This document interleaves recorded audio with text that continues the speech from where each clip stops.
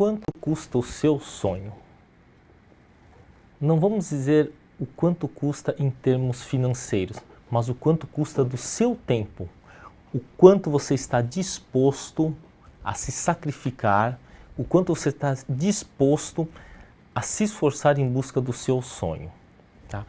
O maior erro de quase todas as pessoas, né, em relação aos seus projetos, são que elas não fazem nada sem que, antes que eles consigam fazer algo significativo. Expressando melhor, muitas pessoas não fazem nada porque acham que podem fazer pouco. Tá? Vamos fazer alguns cálculos aqui e mostrar como é importante começar com pouco. Tá? Suponha que você tem um sonho, você quer comprar uma casa, um carro, quer fazer uma viagem, né? É só começar a poupar.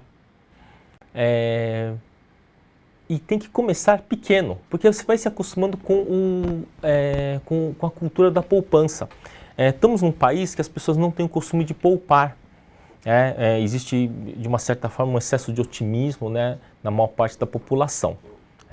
E também existe a falta de familiaridade, né, com fórmulas matemáticas, com planejamento financeiro.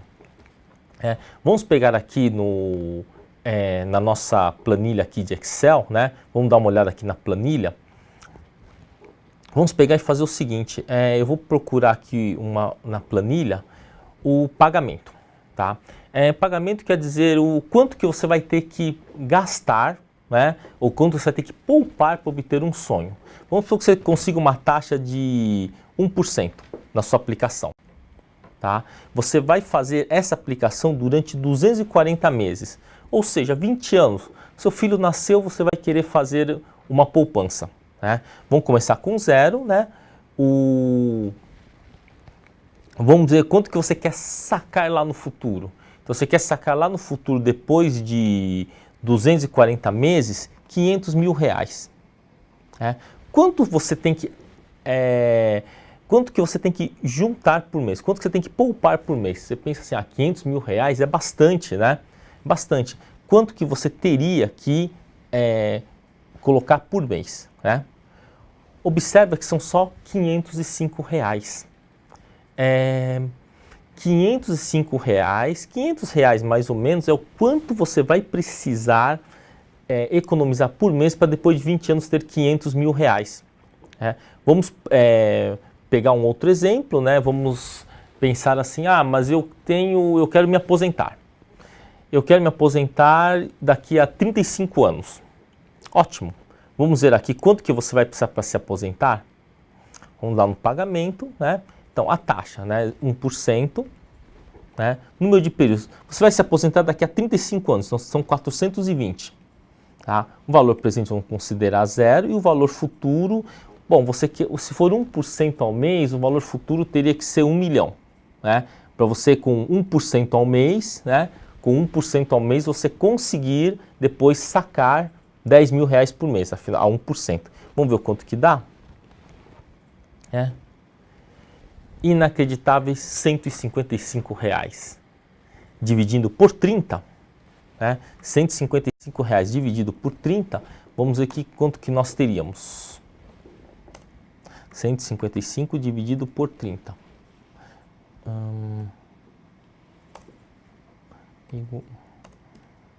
É mais fácil fazer numa calculadora, dividido por 30, né? Uma calculadora comum. Né? Você tem R$ 5,16 por dia. Então, se você economizar R$ 5,16 por dia, você consegue esse intento. O que é R$ 5,16 por dia? Um café expresso custa mais do que isso. Eu já vi café expresso de até R$ 15. Estamos falando em fevereiro de 2017.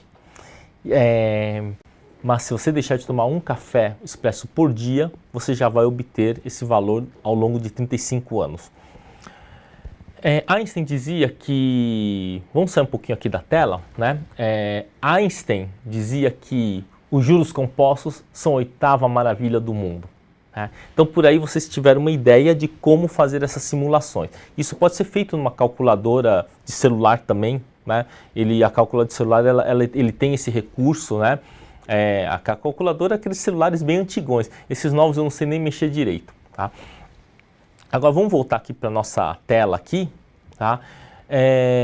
Vamos colocar as fórmulas para isso daí, tá? Então, o montante, né, que você vai querer ter, você vai ser igual a, abre colchetes, né?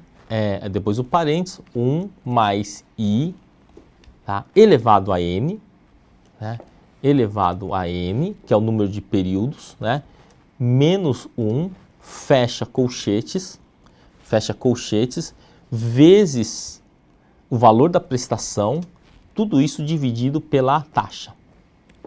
Então vamos lá, montante é igual a 1 mais I elevado a N, menos 1 vezes P sobre I, tá? Essa é a fórmula. Então vamos pegar e fazer o seguinte, vamos ver se isso funciona.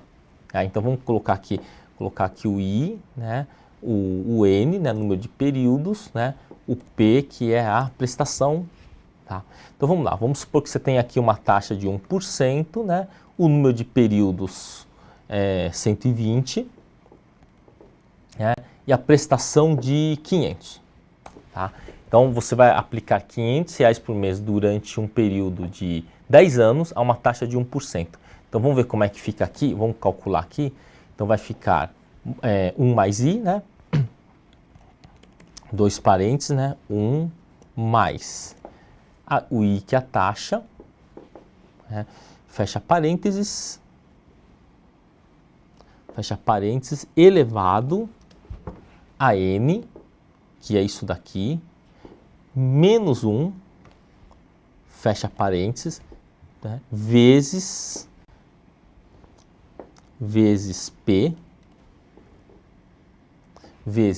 P, que é isso daqui, que é o valor da prestação, tudo isso dividido pela taxa. Vamos ver se deu certo? Né? Então você vai ter R$ 115.019 depois de 10 anos. Né? Se você pegar multiplicar 500 por 120, você vai ver que dá 60 mil. Né? Então a diferença para 60 mil, desses 55 mil, ele vai ser dado pelos juros compostos. E se eu conseguir aplicar ele a 2%? Olha só o que vai acontecer. Praticamente dobra o capital. Né? E se eu colocar o tempo para 240 meses? Vai para 2.877.000. Então, 872 mil. Você vê que aumenta absurdamente. Cada vez que você aumenta, você mexe no tempo, né? Ele fica bem absurdo. Ó, aqui já vai para 31 milhões. Vamos colocar 1%, né? Porque 2% é meio inexequível, né? Então aqui, ó, 1.747.482, tá? Então, observem que essa fórmula aqui, ela realmente Einstein tinha razão. É a oitava maravilha do mundo, né? Suponha que você consiga fazer uma operação financeira que consiga 3%. Você vai ver que acho que nem cabe aqui. Nossa, 6,97 vezes 10 elevado à oitava. Eu vou até diminuir aqui para não ficar em notação científica, 240 meses. Então vai dar 20.064.000. Então, para você buscar um sonho, basta que você coloque a sua taxa aqui, né? O tempo que você se propõe que você vai se propor a poupar, né? E colocar o valor da prestação. A prestação pode não ser um valor alto, tá? Não precisa ser um valor muito alto, mas você precisa começar a poupar, né? Caso você queira saber o valor da parcela que você quer, né? Então vamos supor que você tenha o valor futuro, né, que seria o montante, né? O montante futuro você tem. Então você quer ter 500 mil lá no futuro, né? Como é que eu faço para calcular a prestação? Então aqui seria uma outra situação, né? A fórmula aqui da prestação vai ser igual a montante que você quer vezes a taxa dividido por, abre parênteses, né? Eu vou colocar aqui o colchete, né? Abre colchetes, parênteses, 1 mais I, fecha parênteses, elevado a N, menos 1, fecha colchetes. Essa é a fórmula da prestação. Vamos colocar aqui um Vamos colocar aqui prestação, né? Ou então a contribuição, né? Prestação, vamos colocar aqui prestação. Prestação. PMT, né? Que é o que é em inglês, né? Prestação. Então, aqui vai ser igual a o montante vezes o I, certo? Montante vezes o I, dividido por 2 parênteses, 1 mais I, 1 mais I, fecha parênteses, elevado a N, opa, 1 mais I, opa, elevado a N, certo? Agora fecha, né? Opa, menos 1 e fecha de novo. Vamos ver se está tudo certinho. Tá, então vamos lá. R$505, você precisa poupar R$505. Bom, ainda bem que deram os mesmos valores, né? Do que nós calculamos aqui usando o Excel. E se eu quiser poupar durante 360 meses, a prestação cai bastante. E se for 420 meses, ele vai caindo bastante. 420 meses, né? Então ele cai bastante. Então se você for poupar aí, basta poupar R$77 por mês durante 35 anos que você vai obter esse montante de 500 mil, né? Se eu quisesse 1 milhão, 3 zeros, 1, 2, 3, quanto que daria? Eu tenho que aplicar R$155. E se eu quiser reduzir isso, aí eu já teria que, o número de meses, vamos reduzir para 120. 10 anos, eu teria que aplicar bastante. Para obter 1 milhão depois de 10 anos, eu tenho que aplicar 4.347. Então essas fórmulas aqui, elas são boas para poder fazer as simulações, né? E eles também servem bastante, né, para concurso, né? Bom, vamos sair um pouquinho aqui da tela, né? Então, esse trabalho, ele é bom, você fazer exercícios mentais com ele, ficar brincando com isso daí. Você pode usar o Excel ou usar essas fórmulas que a gente passa, né? Que aí você vai gerando uma sensibilidade, dando valor às pequenas coisas. Não precisa se sacrificar para ser milionário. Muitas pessoas conseguem enriquecer juntando pequenas coisas. Tem um livro que fala sobre o perfil dos milionários nos Estados Unidos, e a maioria dos milionários, eles não são... claro, tirando os multimilionários, mas a maioria dos milionários locais, que tem um padrão de vida muito bom, eles são pessoas geralmente simples, donos de pequenos negócios, né? E que acabam conseguindo juntar o seu patrimônio porque eles têm disciplina para guardar e aplicar bem o seu dinheiro. Então, a busca do sonho não é tão longe, né? Basta começar. Mas não basta só pensar no seu sonho. Você tem que investir esse dinheiro, né? Você vai guardar lá 10, 20 reais por dia, você vai ter que investir esse dinheiro. Bom, então também tem que aprender como fazer o cálculo dos investimentos. Bom, basicamente você tem dois tipos de investimentos, vamos dividir em dois grandes tipos de investimentos. Os que são tributados e os não tributados, tá? Os não tributados, LCI, LCA, fundo imobiliário, esse você não precisa fazer o cálculo do imposto de renda. Mas o CDB e os FIFs, né, os fundos de investimento, você precisa fazer o cálculo do rendimento líquido. Tá? Se você vai poupar no curto prazo, vai fazer diferença o prazo. Tá? Até 180 dias é 25%. Depois ele vai caindo, né? Então vamos ver aqui na tela como é que fica, né? Então vamos lá, até 180 dias é 22,5%. 22,5%, tá? Se você tem entre 180 e 360 dias, você vai pagar 20%. Entre 360 e 540 dias, você vai pagar 17,5% de imposto. E se superar os 720 dias, né, você vai pagar 15%. Bom, então essas são as alíquotas do imposto de renda sobre os fundos de renda fixa, sobre o CDB, né, então vai depender da faixa. Só que vamos fazer o seguinte, para efeito de comparação, como estamos pensando em poupança a longo prazo, vamos adotar, né, a alíquota de 15%, né, para o cálculo de rentabilidade de longo prazo. Tá? Então aí começam as comparações. Vamos fazer a seguinte comparação. Como que você vai comparar uma LCI que te paga, por exemplo, 1% ao mês com com CDB que te paga 1,15, por exemplo? Como é que nós vamos fazer para calcular qual que vale mais a pena? Tá? Então vamos lá. Se for vamos for um prazo de 3 anos. Um prazo de 3 anos, tá? Nós temos aqui LCI que paga, por exemplo, né, 0,9% ao mês. Uma LCI. Tá? E eu tenho aqui um CDB. Leia-se que CDB e fundo, eles têm a mesma natureza tributária. Tá? O que vai fazer diferença entre o CDB e um fundo é que o CDB até 250 mil tem o fundo garantidor de crédito.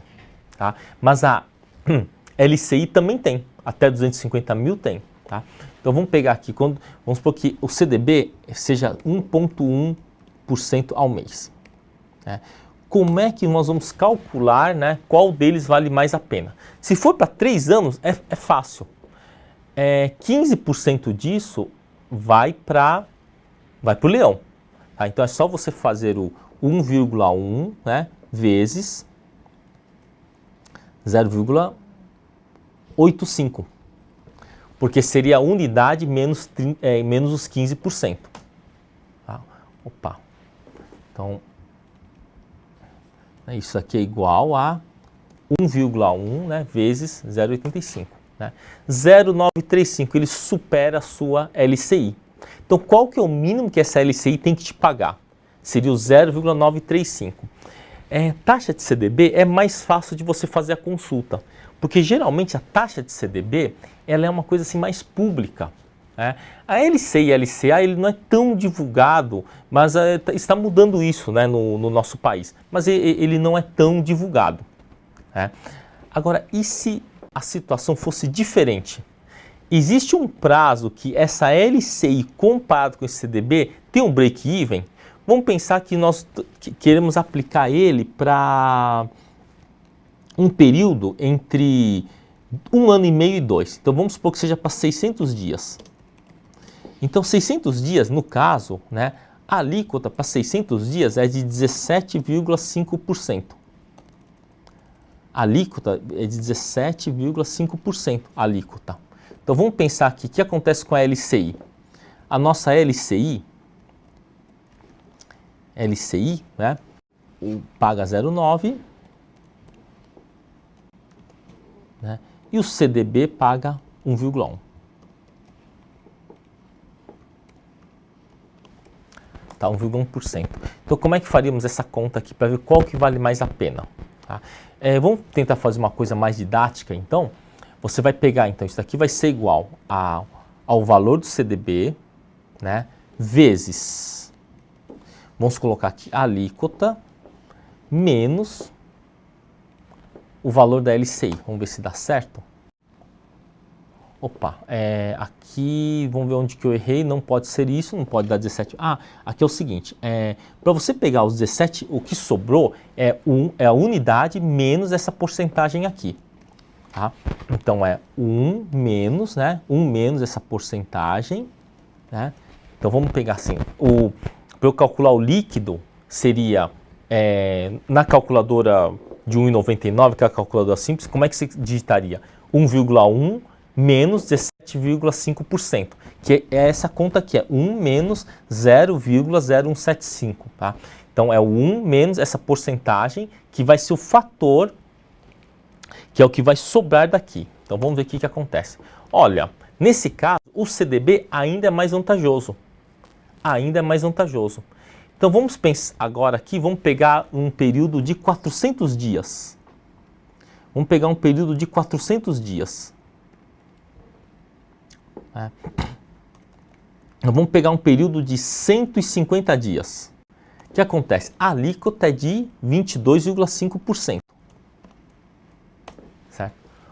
olha só o que acontece. O CDB já perde. O CDB vai perder 0,05%. E se eu pegar aqui 20%? 20% que seria quantos dias? Vamos pensar aqui num período de 250 dias. Né? Então, no período de 250 dias, em que fica nessa faixa intermediária, em que você vai pagar 20%, você acaba por não ter você ainda perde. Quer dizer, no caso aí, o CDB só conseguiria ganhar num período superior, né, a 720 dias. Né? Isso ocorre porque o governo, ele, sob um certo aspecto, o que ele quer fazer é fazer com que você tenha uma poupança, que os prazos mais longos sejam contemplados, né, com uma redução da alíquota. Né? No caso de previdência privada também você tem essas questões aí. Então, agora vocês já sabem fazer a comparação. Quando for fazer um CDB, dá para saber quanto que tem que ser a LCI ou a LCA correspondente, né, para que você consiga ter um break-even. É muito comum nos bancos eles falarem assim, essa LCI te paga 92% do DI. Tá? Não tem problema, é só você pegar o DI, no caso se ele fala assim em DI, então vamos pegar aqui se ele falar em DI, vai acontecer o seguinte, você vai ter que considerar isso aqui sempre como uma unidade 1, tá? A unidade 1. Então vamos supor, você tem um banco que te paga 92% do DI, por exemplo. Então você vai comparar com o CDB correspondente, com o CDB correspondente, 92%.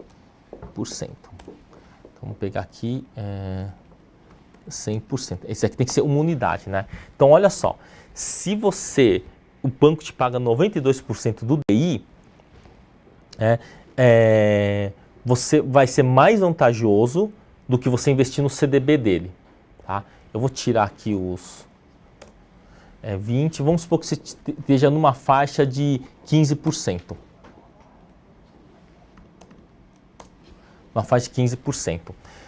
Bom, na faixa de 15%, ainda assim, né, a LCI vence, porque nós estamos comparando CDB com LCI. E esse valor que está aqui é o CDB, né, menos a LCI.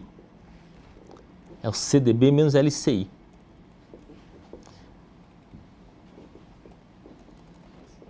CDB menos LCI. Então quer dizer que a LCI está maior do que o CDB, então a LCI está valendo mais a pena.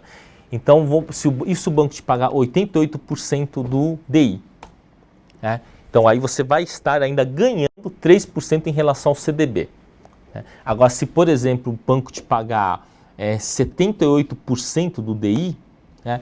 Aí não, aí no caso o CDB vai ser mais vantajoso. Né? Então aqui muitos bancos eles têm essa cultura de falar assim, ó, eu te pago 82% do DI. Aí você fala, 0,82%? Não. Veja bem, se ele te paga 0,9% é uma coisa, aí você vai comparar com quanto paga o CDB. Mas se ele te dá a taxa em porcentagem do DI, você vai ter que adotar aqui como 100%, né, e fazer o cálculo aqui. Aí você vai ver a data, o tempo que você vai deixar aplicado no banco para poder fazer a comparação. Então vamos colocar aqui, se fosse 20%, seria essa faixa aqui entre 180 e 360 dias. Então nesse caso aqui ainda fica positivo, né? Vamos supor que aqui fosse 82%. Bom, aí já fica negativo, ou seja, a LCI, né, que está com sinal de menos, ela é vencedor, né, em relação ao CDB. Então com isso você tem uma forma muito simples de fazer a comparação, de ver, né? Vamos sair um pouquinho aqui da tela já, né? Vamos concluir aqui. Então, nesse caso, você vai começar a poder fazer a comparação para ver se aquela porcentagem do DI que ele está te pagando é compensador ou não. No caso, dá para ver claramente aqui lá na nossa tabela, lá quando estava lá, até 180 dias é 22,5%, então ele vai ter que te pagar, se ele te pagar mais do que 77,5% do CDI, já acaba valendo a pena. Vai depender da sua faixa de alíquota. Mas de um modo geral, assim, uma regra prática, né? Você pega lá, ele tem que te pagar mais do que 85% do DI. Porque aí no longo prazo você sabe que você vai vencer a sua LCI, né, ou a sua aplicação sem tributação vai vencer da aplicação tributada. Então é isso.